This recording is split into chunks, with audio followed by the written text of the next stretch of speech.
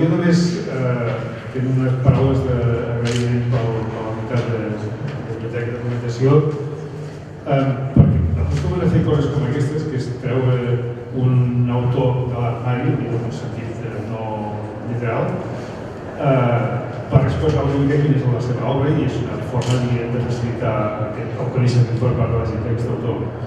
En el cas que ens ocupa del Manuel de Pedrolo, això té un valor especial, jo crec, perquè el que ha passat, ja ho sabeu, amb el Manuel de Pedrolo és que una de les seves obres va tenir tant èxit, o una cançó del seu origen, que gairebé tothom hem identificat Manuel de Pedrolo amb aquesta obra. Després, a més, amb el tema de la pel·lícula que s'hi va fer, encara més, etc. I això ha fet que es quedés una visió excessivament sesgada per part de la majoria de la gent de Pedrolo. Jo crec que una de les qualitats que té aquesta exposició és justament mostrar la gran quantitat d'obra que va fer Pedrolo i la diversitat de gèneres en els quals va estar treballant. Aquesta visió més polièdrica jo crec que s'atén menys a la realitat. Per tant, jo crec que és molt interessant aquesta visió i us convido a que en gaudiu simplement. Si vols, si ho anaves... Bé, jo parlaré fonamentalment, faré una pinzellada i sobretot agrair al Partit Català d'aquesta exposició i dir que en Manuel de Pedrolo és un autor molt prolífer, ha recopilat tots els gèneres i tant com poesia, com novel·la, com teatre, com assagista, com periodisme, i és això, tot això que ha volgut recollir aquesta exposició del fons que tenim a les biblioteques de la UNED i en concret a la Biblioteca de Lletres i la Biblioteca de Campons. En aquest sentit, dic que té més de 100 obres el Pedrolo i és un autor cabdal dintre de la literatura catalana. Aquesta exposició s'emmarca dintre de les accions que ha marcat com a centenari la Generalitat de Catalunya, com a centenari del seu naixement, que va ser l'1 d'abril del 1988. Nosaltres volem, com deia el vicerector, volem participar en aquest centenari. Vull remarcar una singularitat, o dues singularitats. Una és la de l'obra Es besa una sang fàcil, que va ser la primera obra de novel·la negra que va escriure Manuel de Pedrolo i que la singularitat és que la va escriure l'any 1954 i la biblioteca té aquesta obra. Té aquesta obra que és provinent d'un altre llegat. Si no sabeu, ho comento, el Servei de Biblioteca i Documentació té quantitat de llegats dels prohoms de Lleida en general. Llavors, això forma part del llegat de la donació que va fer Josep Vallverdú, que es va incorporar a aquesta obra, que era l'obra de 1954 que va escriure Manuel de Pedrolo. Hi ha hagut, aquest any 2018, una reedició de l'obra que ha fet l'editorial París. I aquesta per nosaltres és una singularitat, en tant en quant l'obra com a novel·la negra, però també perquè una altra donació han trobat una obra de Manuel de Pedrolo de l'Estat. No podem oblidar, sí que és veritat, com deia el vicerector, que és molt conegut pel manuscrit del segon origen i no podem oblidar esmentar això. Tothom, quan estudiàvem, hem llegit el manuscrit.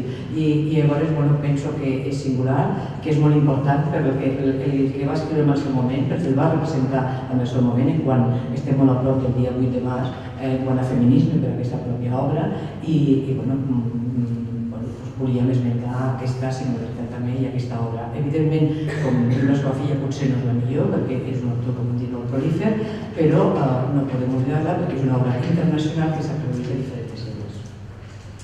En aquest sentit, també vull comentar que no només és l'exposició, que han participat en els departaments de la UDL de Filologia Catalana i sobre els estudiants que farem exposició i lectura de l'obra de Pedrolo, de textos de Pedrolo, que tot seguit donaré pas.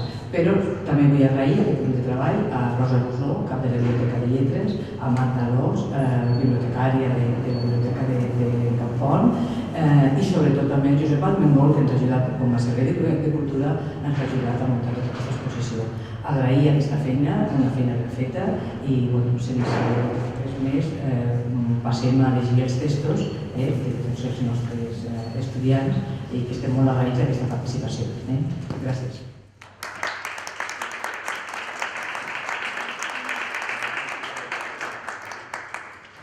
Bon dia, moltes gràcies a tots.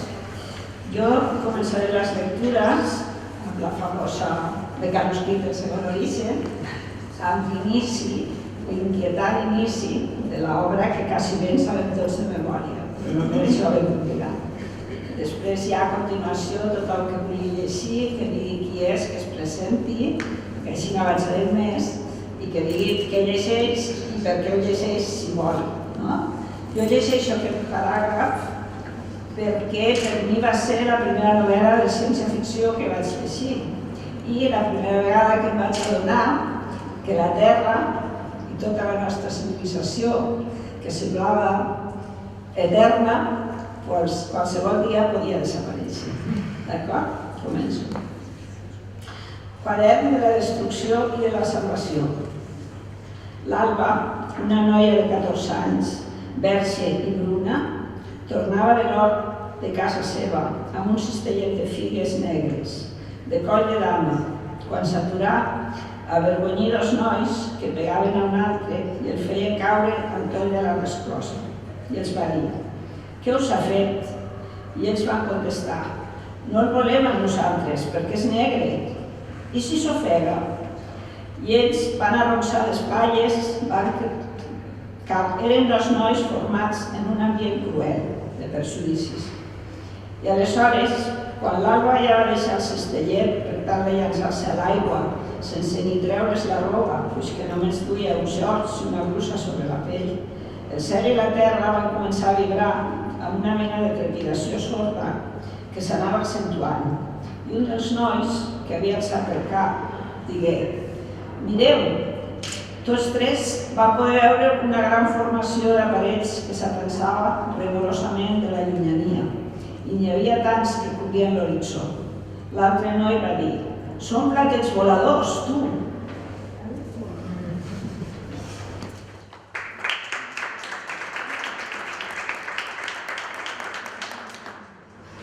Hola, bon dia.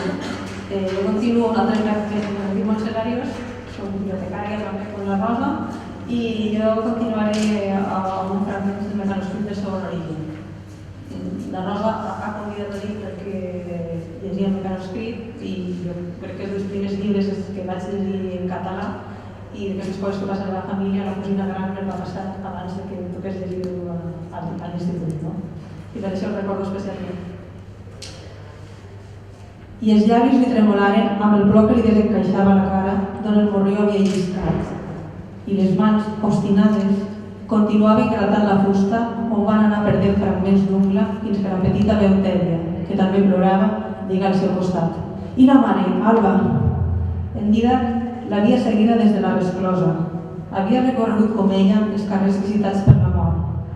Havia saltat muntanyes de runa i pel laberint dels carrerons acabava de fer cap al seu cau, perquè vivia allí, al seu costat, amb la Margarida que, anys enrere, se'n va anar a servir a fora i va deixar-se prenyar per un negre. L'Alba se li abraçà, el va prendre contra seu amb un gest desesperat, però va interrompre el plor que encara li nuava la gola i es va anar redreçant, sostinguda pel cos infantil, de 9 anys, que pidolava amb un soniqueig. «No s'ha mort, oi?» I s'havia mort. La van trobar als peus del fogó, després d'haver penetrat a la casa per un forat del sostre, i encara tenia a les mans una cunyera amb què devia estar a punt de remenar la pasta, que es veia en una olla de terrissa, intacta.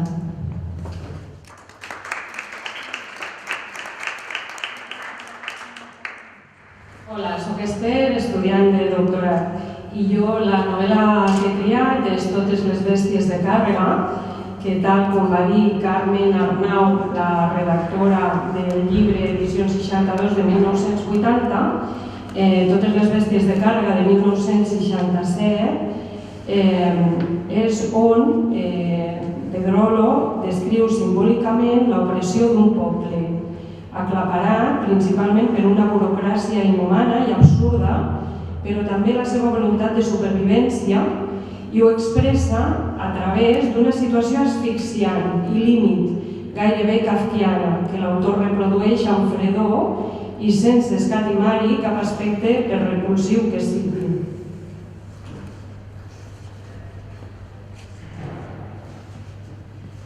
Gira el cap en direcció al passadís, escoltant els trucs que ressonen a la porta de fora. Qui deu ser? El noi fa un gest per indicar-li que no es mogui, salta de la cadira i s'allunya pel corredor, silenciosament, perquè no duu sabates. Hi ha una pausa breu i després se sent una veu d'home, rovellosa i autoritària. Un altre silenci i novament la veu, més forta i impacient, insistint en uns mots incomprensibles des del menjador. Aleshores, les peuades avancen, un doble joc de passes que gairebé coincideixen, que potser coincidirien totalment si un dels homes no canviés més de pressa que l'altre. Entren al menjador, en filera índia, el noi davant, mig corrent sobre els mitjons, i darrere un individual i vigorós que precedeix un altre home més baixet però ample d'espatlles. Ah, sou aquí? Fa el més alt. No l'enteníem, aquest noi. Que no sap parlar, potser? És mut. Li va tallar la llengua, declara ell sense embuts. A col·legi ho devien fer, replica l'altre sense immutar-se. Això no és feina nostra.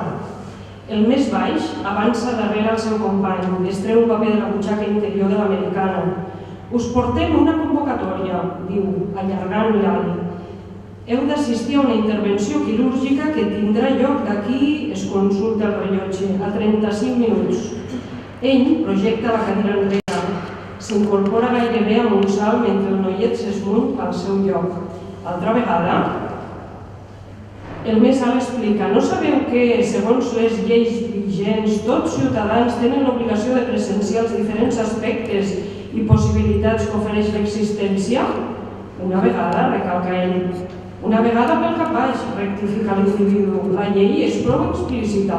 Tots els comença, però ell el talla.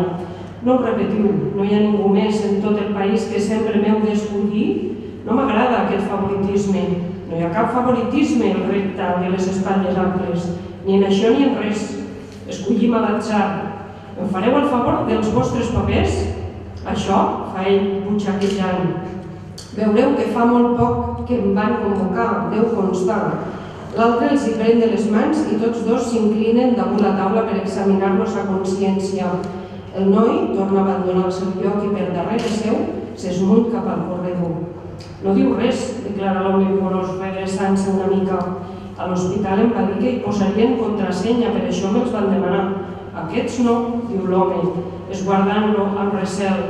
Si en teniu uns altres, mai no n'he tingut cap més. L'individu més baix els colpeja amb un dit d'ungles grogues i l'informa. Aviat caducaran ara, fins d'aquí 2 anys. Ahir us hauria dit que teníeu raó, però demà o demà passat es publicaran noves regulacions. Em penso que us donaran 15 dies per la renovació. No interessa això, diu el seu company. Interessa més que, segons sembla, intenteu eludir el compliment del vostre deure. Ja hi he estat una vegada, s'obstina ell amb el gest tancat. No ens voldríem veure obligats a imposar-vos sancions que, d'altra banda, tampoc no us eximiríeu de seguir-nos. Quines sancions? Pregunta ell, ullant cap a la porta, des d'on la dona li fa tot de senyals amb la mà darrere el noi que entra de nou al menjador. L'home somriu satisfet, es gronxa una mica sobre les puntes de les sabates. Ah, fa, són secrets fins al mateix moment d'imposar-les. Vos sabeu que us convé, afegeix l'ample d'espatlles. Ell calla, sospesant-los amb l'esguard que desplaça de l'un a l'altre. Torna a mirar cap a la porta d'on la dona s'ha retirat discretament després de transmetre el seu missatge. Molt bé, diu a la fi. Em permeteu un moment? El més baix consulta de nou el rellotge. Que no sigui gaire llarg, ja només disposem de 25 minuts.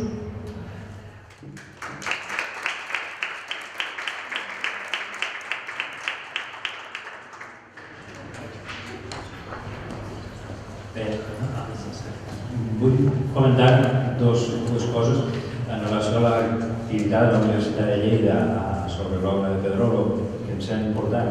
Una és l'edició la trobada de l'edició d'un manuscrit com Bruma, que va ser la Universitat de Lleida que el va editar, i després el treball de l'Aula Màrius Torres amb la digitalització de manuscrits de Pedrolo, que és una cosa recent i interessant. Ara donem pas als estudiants que llegiran textos dels dietaris de Pedrolo, triats pel professor Jordi Malé, i després acabarem amb petits fragments de novel·la. Per tant,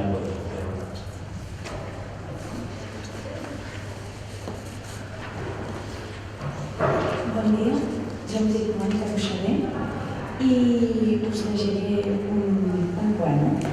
Més amunt? D'acord. Així? D'acord.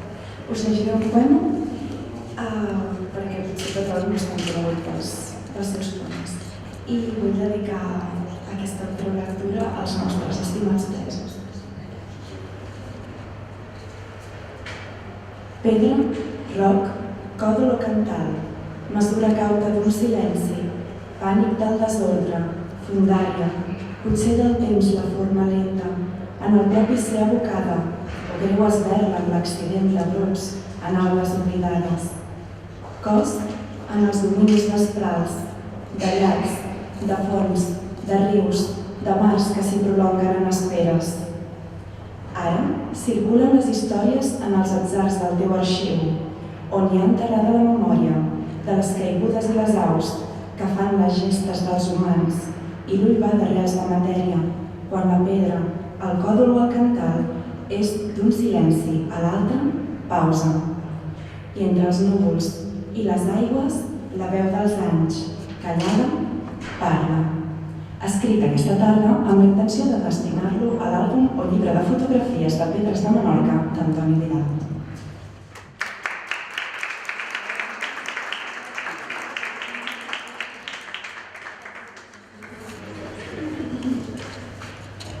Bon dia, jo soc Cristina Duc i llegiré un fragment dels diaris de Manuel de Pedrolo. El meu avi matern, Molina, provenia d'un poble de la Manxa. Era militar i, tot i haver-se casat amb una noia botiguera de Tàrrega, mai no parla el català. Segons m'han contat, sempre s'adreçava en castellà, no tan sols a la gent del poble, que a principis del segle XX estaven molt poc acostumats a aquest idioma, sinó també parlava en castellà a la seva dona, catalana filla de Tàrrega, i a les 3 filles que tingueren, les quals al seu torn li parlaven en la nostra llengua. No té res d'estrany que, en aquestes condicions, les noies, entre elles la meva mare, anessin incorporant al seu lèxic català tot de mots del castellà, amb els quals d'infant jo em vaig trobar. Amb els anys, és clar, en parlar el català he eliminat aquestes paraules forasteres. Sent un noi que va fer tots els seus estudis en castellà, l'única llengua permesa a l'ensenyament aleshores, si d'una banda em va caldre aprendre per mi mateix el propi idioma, en voler parlar-lo i escriure'l correctament, m'ha calgut de desaprendre tot allò que aleshores em semblava que també pertanyia a la nostra llengua, perquè a casa s'havia fet normal, a còpia de sentir el castellà. I a propòsit de tot plegat, em pregunto què hauria dit, com hauria reaccionat el meu avi militar si hagués viscut prou per saber que el seu net era un independentista? Li hauria pogut fer entendre?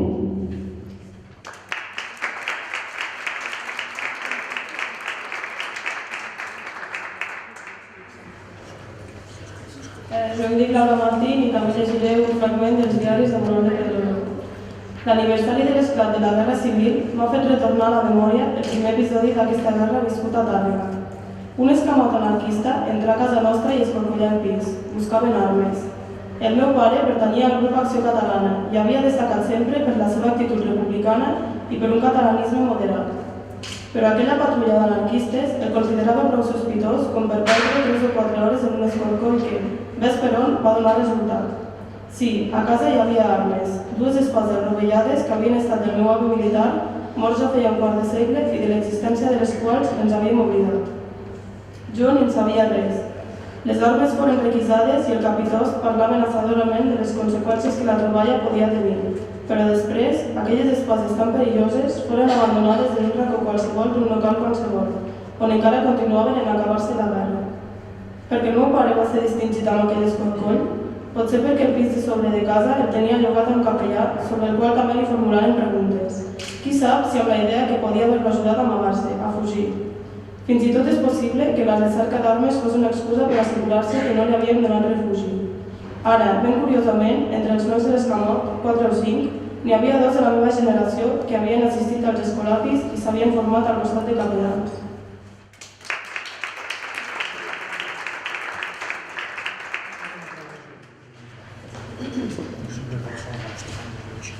Em dic Elena Sauret i llegiré un fragment dels diaris de Manuel de Pedrolo. Una possible narració.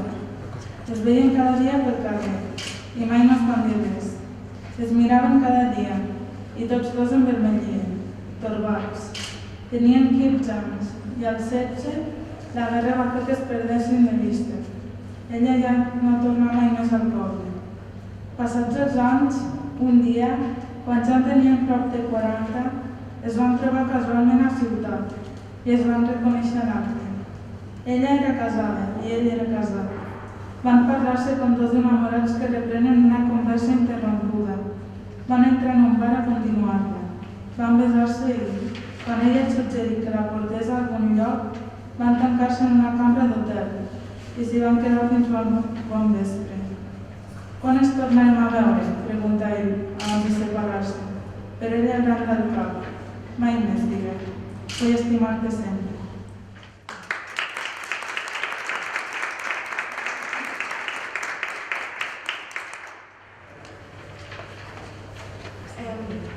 Soc Andrea Fernández i també llegiré un fragment dels diaris de Manuel de Pedrolo.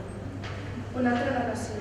Quan pregunta pel despatx del senyor Fergus, el conserge li diu: escales avall. Baixa, convençut que seran 4 graons, però ja n'ha comptat 142 quan arriba al replà de sota, on hi ha 3 portes, i a l'esquerra una noia que seu darrere d'una taula. Cal que esperi que deixi el telèfon abans de preguntar. El senyor Fergus, per les escales de la dreta. I no hi ha ascensor? No pas de baixada. Ara només en compta 102 graons, fins al replà següent, on un home que canvia un llum enfilat a una escala la sabenta. Baixi per aquí. Ara es troba una escala més estreta i encara es farà més esquifida al tram que la continua més avall, on s'impacienta d'assabentar-se que no ha arribat a terra. Una mena de nivell, amb gorra, li diu amablement que no cal que s'estranyi, la casa és molt profunda. Calcula que de graons ja deu haver baixat més d'un miler, s'ha descomptat. Quan arriba a un replà, ple de caixes de cartró, entre les quals un vell barbut i cal, en cos de camisa per un corbatat. El despatx del senyor Fergus interroga un cop més, ara esperançat en veure que a les parets no hi ha cap obertura més escales que baixin. El senyor Fergus, repeteix l'home del corbat, es va morir.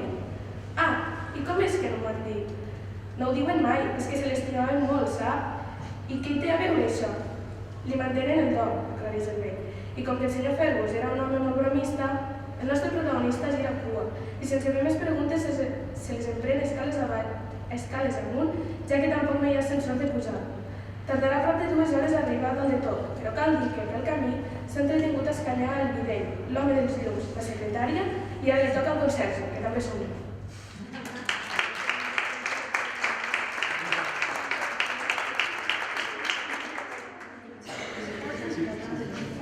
Hola, bones. Jo soc la Ramona i us llegiré un petit diàleg també dels diaris. Sí, sé que Catalunya és una nació i em sento nacionalista, però d'independentista no en sóc pas. Deus tenir algun motiu. I tant, he viscut prou per adonar-me que buscar la independència sempre causa molts danys, moltes víctimes, molta sang, i per això jo no hi passo.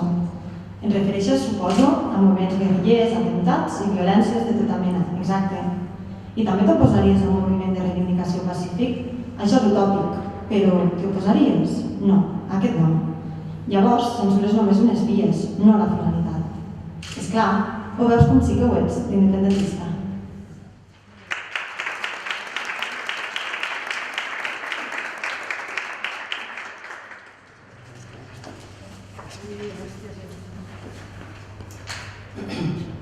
Bones. Del Benjamí, soc el segon. Sembla que som l'últim alumne que llegirà, per tant, tancaré també fent record als presos polítics, igual que ha fet la nostra companya primera, i especialment a un xaval, un noi, que han empresonat 3 anys i mig per una cançó. Dels diaris també de Manuel de Pedrolo. Passo passejant per la plaça que, quan era tot just un adolescent, va esdevenir el nostre pati d'esbarjo. I dia rere dia ens fèiem un tip de jugar a pilota. Davant s'alçava el convent de les monges, on estudiaven les nenes, amb les quals no se'ns permetia cap contacte. Això no vol dir que nosaltres no provéssim d'establir-lo. A una d'aquestes nenes li vaig escriure la meva primera carta, o més aviat carteta clandestina. De què la coneixia? Recordo que solien acompanyar les nenes no internes i més petites quan se'n tornaven a casa. Per què es feia així?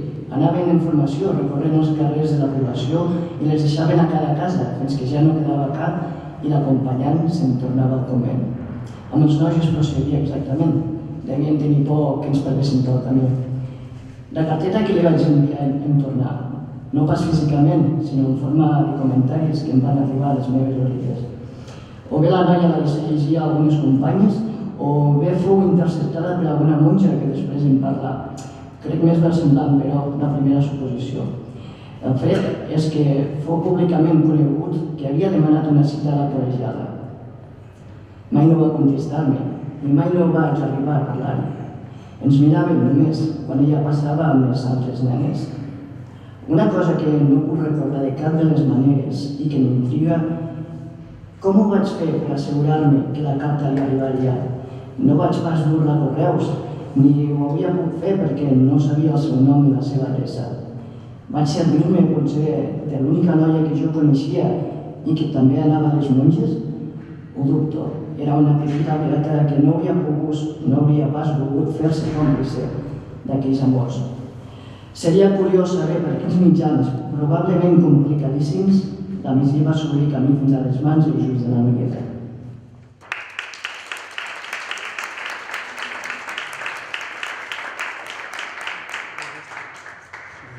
Molt bé, hem tingut una mica de tot, amor, política, amistats, intriga, i ara anem acabant. Jo vull llegir la primera pàgina d'una novel·la que va impressionar molt de jove, que es diu Joc Brut.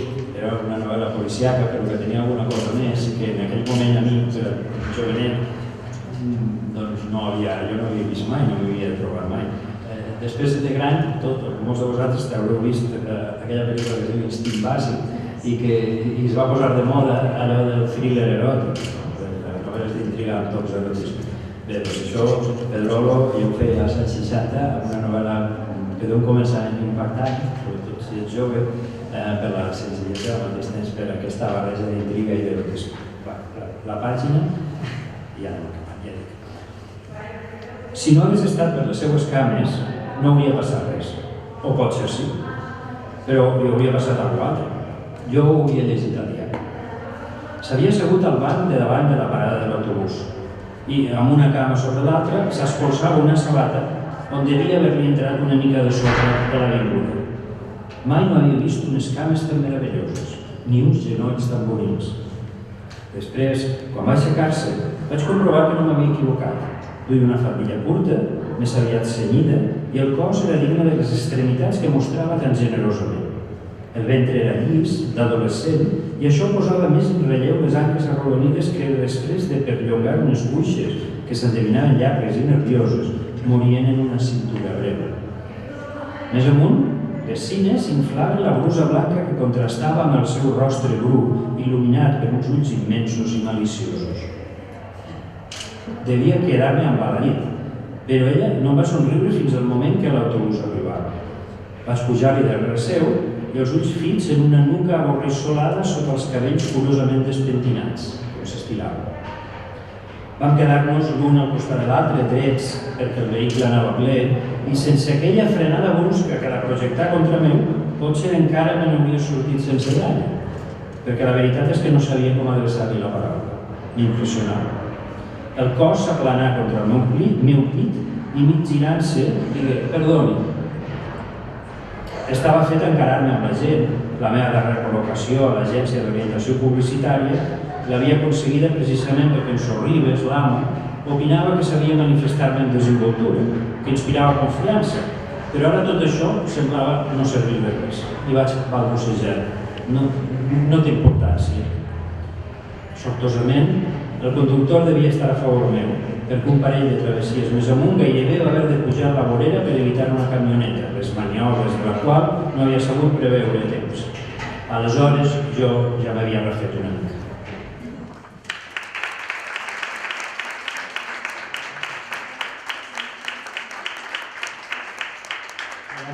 Tornem la paraula a la biblioteca que l'ha quedat. Hola, bon dia. Soc l'Andreu Leira, estudiant a l'Universitat de Lleida i becari a la Biblioteca de Facultat de Lletres. Ara escoltem un tros introductiu de Avui es parla de mi. El vestíbul era clar i fosc en virtut d'aquesta propietat inherent a totes les coses de presentar-se sota aspectes distints i sovint contradictoris. Al fons hi havia les tres noies, Adela, Maria i Nori, agermanades en llurs dissemblances. La pell dorada d'Adela no esdevenia molt bé amb l'àmbrit de pell de llúdria que penjava de les espatlles de la Nori. Entre elles dues, la Maria només podia abanar-se de la finor del rostre ovalat damunt el coll de cigne que se li escavava del tronc. Entre llum i ombra, les van mirar un instant, sobretot en Jordi, que no les coneixia tan pensatius com davant un pom de flors saturat de perfum. Tots dos, cadascú a la seva manera, érem una mica malaltissos. Si no, això no se'ns hauria acudit mai. Pel corredor, procedent de la cuina, venia un remorreig que d'antuvi no podíem identificar. Semblava el d'una olla plena d'aigua bullent. Escoltàvem amb l'orella distreta que hom es descobreix per als sorolls familiars. Llevat aquest murmuri vagament distant, tot romanya silenciós. Al pis no semblava haver-hi ningú més que nosaltres dos aturat arran de porta. Els ulls clavats en les tres xicotes que es debatien en un somni privat i, per a nosaltres, mancat de tota significació.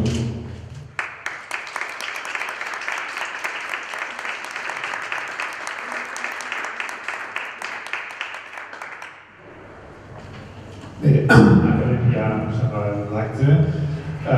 Reiterar l'agraïment a tots els que heu vingut avui aquí, també a la biblioteca i a tots els que heu participat de forma activa en aquesta lectura.